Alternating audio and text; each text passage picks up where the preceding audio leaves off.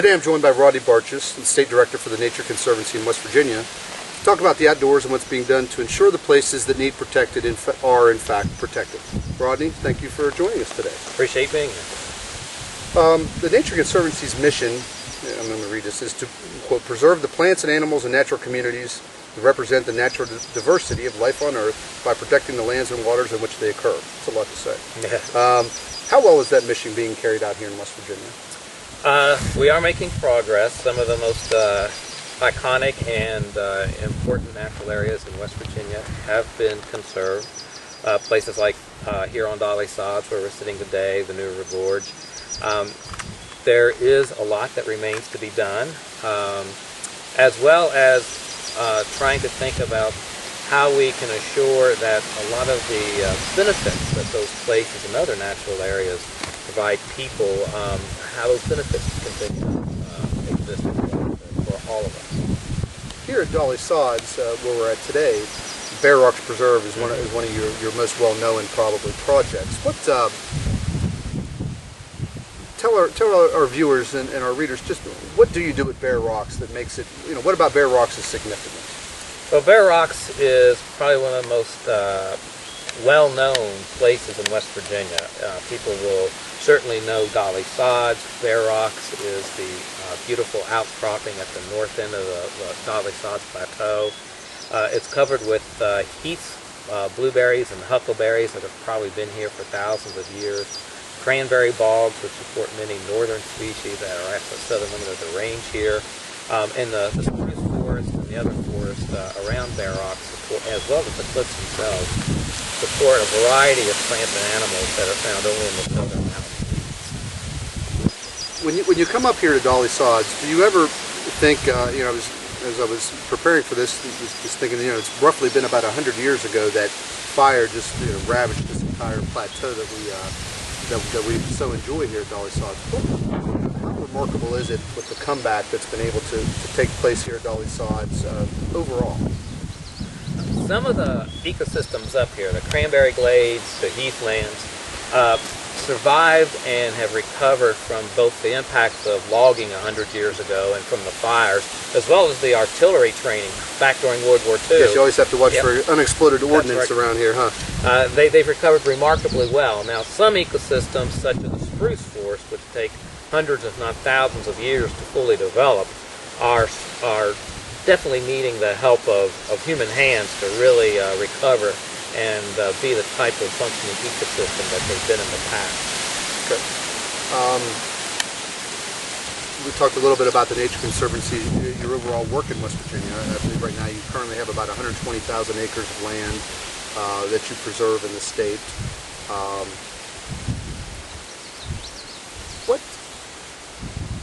What do you see as maybe some of the bigger threats to protect, not only to protected lands in the state, but just to the state in general right now, as far as where its natural beauty is concerned? Well, there's probably 3 or 4 really large, significant issues that we're concerned about. One is the non-native insect pests and invasive plant pests that are becoming more and more widespread throughout West Virginia, including in a lot of conservation areas like up here on Dolly Sods. And we have insect pests from Asia that are really starting to decimate many more of our tree species, such as hemlock trees, fir trees, ash trees. In addition, we're becoming more and more concerned about habitat fragmentation and other impacts from the expansion of energy development in West Virginia. And as are many people, we're becoming more and more concerned about the growing problems associated with climate change. Okay. What you talked a little bit about invasive plants and animals, bugs in particular. What are some of the I think a lot of people probably see signs if you're in camping areas. Don't bring your own forest wood, your own lumber. What are some of the problems associated with bugs being transported maybe across, not even across state lines, but maybe from different areas of the country to West Virginia? Well, our native trees don't have resistance to the types of diseases and insect pests that are now moving into the Appalachians. And so when those pests get here, especially at the speed at which they now can be spread through our modern transportation means, it's the trees, which take decades just to grow old enough to have a generation, don't have time to adapt and to evolve and change to be able to gain any resistance to these species. So the new pests typically wipe out the species entirely. So in West Virginia, we've already lost the bulk of our native firs. We're losing most of our hemlock stands, and now we're starting to see the ash trees suffer from an insect going into that. So it seems like every year there's an additional pest that's coming into the state that we need to be concerned about. Okay. Now, when you get into invasive grasses, if I recall correctly, just a few ridges over, you have an easement and maybe even purchased the property for the smoke hole. Is there not an invasive grass that was in the smoke hole that was threatening a very rare and unique area of that area? It's the Japanese silkgrass, and as recently as 1980, Japanese silkgrass was pretty much unknown in West Virginia. And since then, it has spread throughout the state, and it's probably the most abundant grass in West Virginia forest now. And unfortunately, it does very well if there's a little bit of a disturbance and get it started. And then it can maintain itself under a canopy, which is unusual for many of our non-native species. And it grows very lushly and pretty much just overwhelms, smothers out all the native plants associated with it, to the point that it eventually becomes, instead of a diverse understory under your trees, just a single mat of Japanese silkgrass. It's very difficult to control. How do you handle an infestation? I mean, do you have to, can you spray Roundup on it? Is it that simple, or do you have to go in and remove it by hand and cut it out? Well, it depends on the setting. So in the setting around rare species or in an ecologically fragile location, we pretty much have to pull it by hand. There's other places that aren't as ecologically fragile, or there's already so much silkgrass that indeed herbicide is currently the only other option readily available.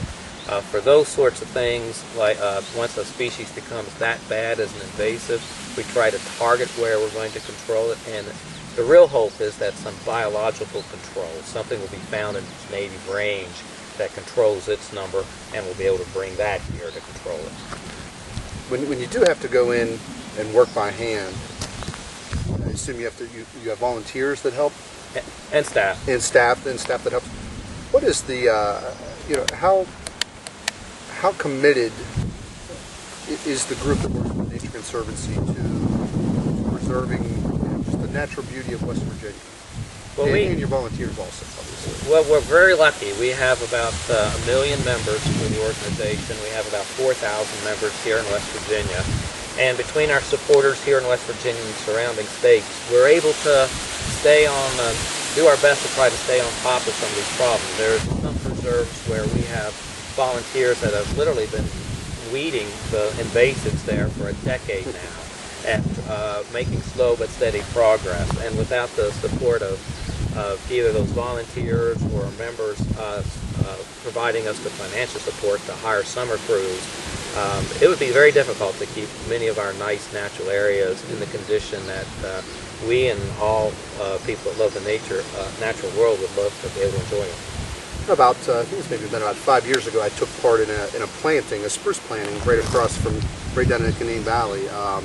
How long, now we were planting, just fingerling spruce in essence, maybe 8-10 inches long. How long does it take for those spruce to really gain hold and start to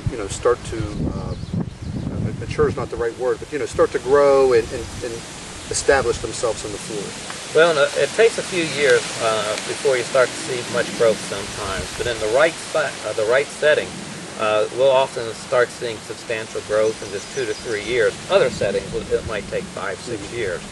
And then it really does take decades. So that kind of restoration is a very long-term vision of what we want to see in the future.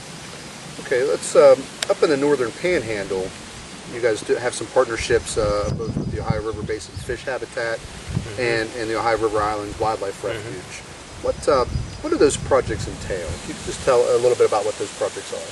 So for the Ohio River Islands National Wildlife Refuge, the Nature Conservancy was instrumental in having the refuge established and in acquiring many of the islands, probably most of the islands that now make up the wildlife refuge. For the Ohio River Fish Habitat Partnership, the Nature Conservancy is working with a variety of state government agencies, federal agencies, other nonprofits, to try to look at the aquatic systems of the Ohio River Basin, and especially the main stem, and look at what we can do to improve the management of those streams, to bring back the incredible diversity of fish and mussels populations that those rivers have, including can we look at how we change how we might manage the main stem of the Ohio in a way that allows commerce, transportation, those kind of flood control to continue, but tweak it in a way that enhances the movement of big fish like paddlefish and sturgeon and that sort of thing. You said one of the in the city of Wheeling, one of the issues we have with the river has always been the zebra mussel. Comes in and attaches to water inlets and invasive fish. Is that do you deal much with invasive fish, or as part of any of your projects? In West Virginia, the Nature Conservancy doesn't deal with invasive fish, but there is a problem with invasive fish in West Virginia. A lot of fish that are found in one watershed, like in the Ohio River watershed, are different from the fish found in the Potomac River watershed. And for a variety of reasons, including people moving bait fish and things, fish have moved from one watershed into the other and start displacing each other. For instance, in the New River watershed, there's 6 species of fish that are found there and nowhere else on Earth. And several of those are being displaced now by fish that were brought in from other watersheds. Just to stick with the Northern Panhandle for a minute, can you think of any other areas of the Northern Panhandle, or maybe down toward the Morgantown area, that you have on your radar to be protected or possibly be protected in the future? Well, we are interested, especially in freshwater ecosystems in the Northern Panhandle and North Central West Virginia. Thinking less about trying to acquire land for natural areas as much as trying to think about what it would take to restore and enhance the condition of the streams there. Some of those streams are very diverse. Dunkard Creek, which was in the news a lot last year, in the Monongahela, in the Monongahela watershed of Monongahela County, was one of the most diverse streams left in West Virginia. And it just goes to show that significant environmental destruction and damage didn't occur 100 years ago. We just recently destroyed one of the most diverse streams we had left in the state. And now it's a question of can conservationists and others bring that diversity back.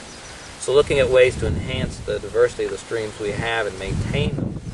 Wheeling Creek, Middle Island Creek, some of the creeks in that part of the state support many things that we don't have opportunities to really conserve elsewhere in West Virginia.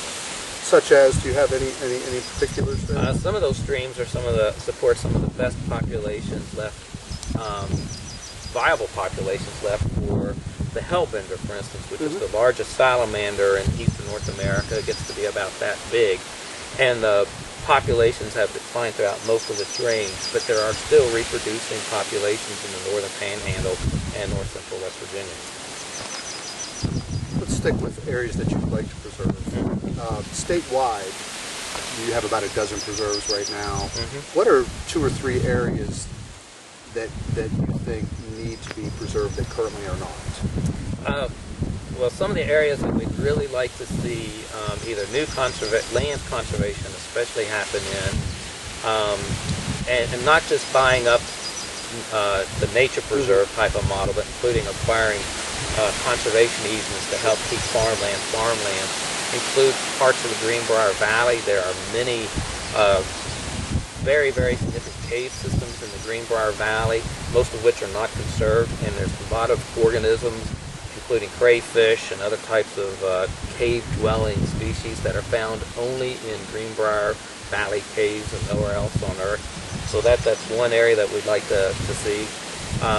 There's areas around the New Gorge that we would still like to see conserved, especially to help buffer the existing forests that the National Park Service owns down there, and the same for the Gauley Canyon.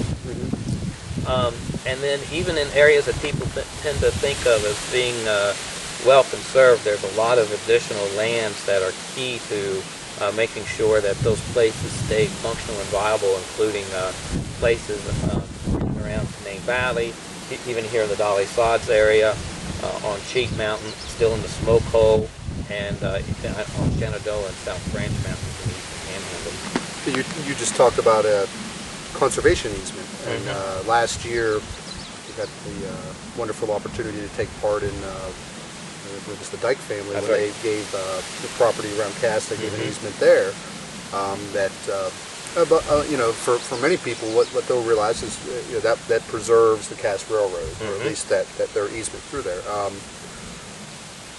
How important is it, you know, when you can get landowners to work with you? Again, they don't want to sell their property necessarily, but you know, they want to preserve it.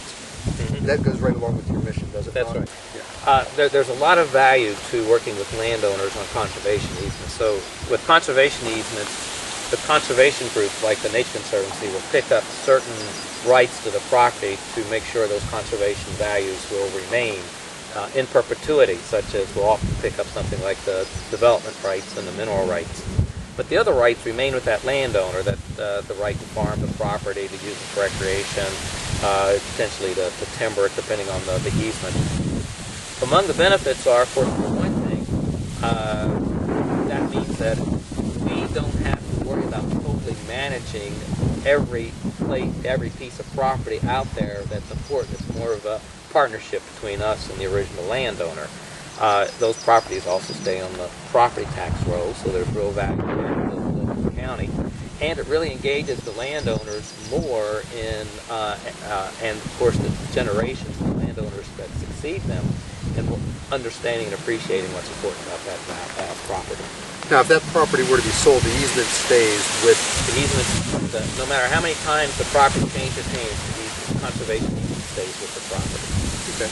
Another, also, you mentioned earlier, caves, and Cass Cave also sits underneath of the Dyke property, but you know, there's been a lot of talk lately, and again, maybe just a little bit not directly involved with the Nature Conservancy, but I think it's an issue that many people don't really understand. White nose syndrome with bats. It's been a real problem across most of the U.S. with you know, this disease that's killing bats.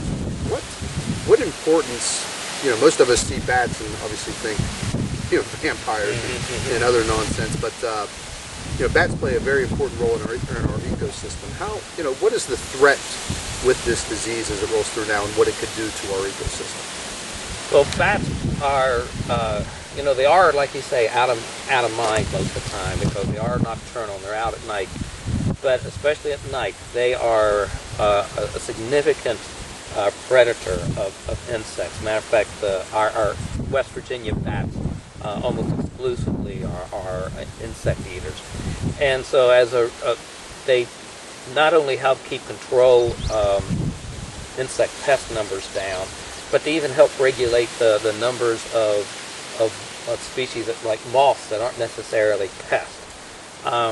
So even though there's not, I don't think of there really being a true balance of nature, there is certainly a realm of variation that you want to see things try to stay within for the system to function in a healthy way. Bats also play important roles in moving material from one place to another, you know, from the outside world into the caves and vice versa, that benefit a lot of other organisms, for instance, tied to caves. At the same time, we've seen this white nose syndrome just decimate populations of bats in the caves. That it causes them to, the disease causes them to wake up in the winter when they're hibernating, so they use up energy and starve to death in essence. And it's right now there is no known control. People that agencies and conservation organizations like us that own caves that have bat populations in them have closed our caves to people, visitors, to try to reduce people helping spread the disease. Do you still find people going in even to caves that are closed? Occasionally, but we have found that most responsible cavers are respecting the closure. They understand the implication and are visiting city caves that don't have that population. Okay. A couple more questions. Talked earlier about energy. You mentioned energy. Particularly north of where we're at now, northwest, natural gas drilling is really starting to spread throughout the basically northern Panhandle down into the Morgantown area, Upshur County. From an ecological standpoint, do you have any concerns with chemicals? There are some harmful chemicals being injected 5,000–6,000 feet down into the ground, and maybe even more particularly the controls on the surface that can allow those chemicals to enter waterways, watersheds. What concern does the Nature Conservancy number one have a position on gas drilling, on natural gas drilling? So the Nature Conservancy is trying to take a comprehensive look at energy, all forms of energy: natural gas, coal mining, biomass utilization, wind energy development for the associated transmission line, and it's trying to think about gas development in a comprehensive way. So it's just not thinking about what are the impacts of gas and thinking about that alone, or wind energy or coal alone, but trying to understand comprehensively what's going on. As far as natural gas is concerned, there are reasons to be concerned about the potential for pollution of both groundwater and surface waters from how materials that are used in gas drilling are both used and stored, as well as how they are disposed of. We do believe that if the appropriate measures are taken relative to casing, to make sure that when they put the well in place, that the casing goes through the potential air and is through the areas that the well penetrates, associated with groundwater, and that it is structurally sound and it is monitored to assure it's structurally sound. And then they think about the disposal and the storage, and as well as thinking about the water withdrawal issues up front. We do think that it can be done in an environmentally sound way. Okay. You also mentioned earlier climate change is one of the things that the Nature Conservancy really looks at. What indications, what do you see in those particularly some of the things that are happening due to climate change? We are starting to see longer growing seasons, and those longer growing seasons do mean that some places that are suitable for certain species are no longer suitable. It does mean that areas that have not been suitable for some plants and animals are becoming more suitable. It certainly means that species that like cool environments, such as we have in high elevations in West Virginia, are facing a new threat that they hadn't faced before. And it means that some of the species that we're going to see moving into West Virginia are species that we don't think of as desirable. There's parts of West Virginia up in high elevations, for instance. We don't have tick chiggers, and we are starting to see them move, those kind of pests, move into places that they hadn't been before. We're also seeing that habitats that like fairly moist environments in certain parts of the state drying out more, certain parts of the state appear to be seeing more and more like a little drought stress. And in other parts of the state, we're actually seeing species. There's other parts of the state where climate change predicts more and more rainfall, and we do seem to be starting to see higher levels of rainfall, and that threatens the species that are tied to particular flood regimes and hydrological. So it seems like we've lost spring a little bit too.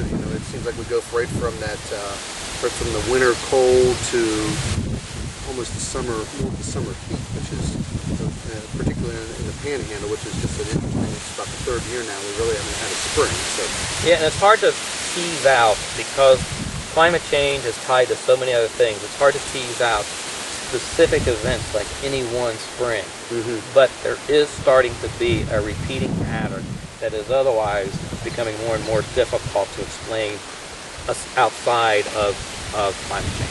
Okay, maybe a fun question here. If you were going to recommend a couple spots for someone watching this or reading this to visit in West Virginia to really experience the beauty of the state, what would you recommend? Well, right here, the Bear Rock Solid Clods area, for people that have been here before, or for people that have been here, it's certainly worth a visit, except in the dead of winter when it's a little hard to get to. But, you know, in the summer, it's a place usually to escape the heat of the lower elevation. Right now, the mountain laurel and the rhododendron are in bloom up here. In the fall, of course, the fall colors. And it's a great place for bird migration, especially in the fall, to watch the migrating hawks and eagles, and there's a banding station where you can watch the banders catch birds, release them after they put bands on them. Other places, the River Gorge, which is dramatic waterfalls, a beautiful river, of course, a lot of recreational opportunities. And then I would also highly recommend for people that are more adventurous to maybe go down to North Fork Mountain and get a map of the National Forest, or hike the North Fork Mountain Trail. Just stunning and beautiful. Is that 26 miles of trail, I believe, maybe? It's about 21, 22 miles full length. I've done it once in one day. I'm thinking about it again, so it's a good way for people that want to get in shape. And there, especially once the leaves are off, that is a good winter hike, because when the leaves are off, the views are unmatchable. Okay, and lastly, if someone wanted to, is interested in learning more about the Nature Conservancy, or wanted to help, how do they go about that? The easiest way is to go to our website, nature.org. And if you go to nature.org, there will be all kinds of opportunities to learn about our conservation work, not only in West Virginia, but around the globe. To learn a little bit more about West Virginia, just put West Virginia up in the little search section, and it'll take you to the West Virginia page. Or you can call the Nature Conservancy in West Virginia, 304-637-0160. And you're down in Elkins, right? And down in Elkins, and we can send you information, or direct you more to something that's on the website. Okay, well, thank you very much, Mr. Bartgis. Thank you.